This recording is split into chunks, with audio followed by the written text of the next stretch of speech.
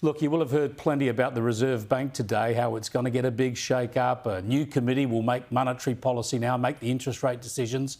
And Philip Lowe, the Reserve Bank Governor, will probably be punted later this year at the end of his term. There'll be fewer interest rate meetings and more media conferences. That might be more problematic than it sounds. I reckon Lowe's problem is that he's spoken too much. Still, the changes are getting bipartisan support. Well, of course, because this is our politicians looking for a scapegoat. They don't want to take responsibility for our inflation mess, our debt and our deficit crisis. Neither the previous government nor the current Labor one want to face up to their own failings. So the Reserve Bank and the Governor, Philip Lowe, are handy scapegoats. Look, of course, there's no doubt that Lowe got it wrong a couple of years ago. Our central scenario continues to be that the condition for a rise in the cash rate will not be met until 2024. Yeah, and how many times have rates gone up since then? Haven't your mortgage repayments gone up on 10 occasions? We still haven't hit 2024. So that was a big mistake. But here's the thing. The reason some people thought Lowe was wrong then and thought he should have started raising interest rates more gently earlier was because of the eye-watering amount of money that federal and state governments were pumping into the economy with JobKeeper and tax rebates and small business grants and various vouchers and all the rest of it.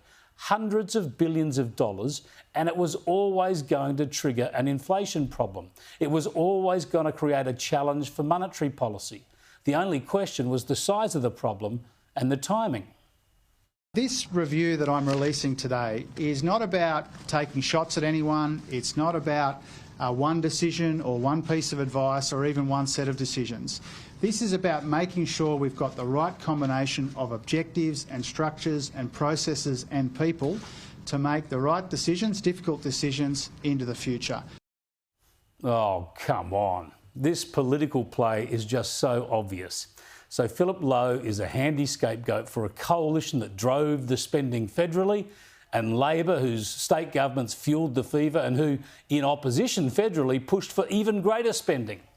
So I reckon the announcements today are a bit of a sideshow. The pretense of action to avoid dealing with the broader economic overreach that our politicians don't want to face up to. It was a failure of governance more broadly, certainly inclusive of the Commonwealth governments and the state governments who decided to lock everybody down and then create these massive fiscal outlays, which have now burdened future generations with amazing amounts of debt. Professor Gigi Foster is spot on, and I'll show you more of that interview in a moment. But don't think Philip Lowe is the first RBA governor to make a wrong call, and don't think he'll be the last. And it's right to be cranky with him over that ridiculous prediction about interest rates, but don't let the politicians get away with this. They drove the economic policies, they couldn't spend enough fast enough, and they fuelled the inflation bubble. And they can't be allowed to duck shove all of the blame.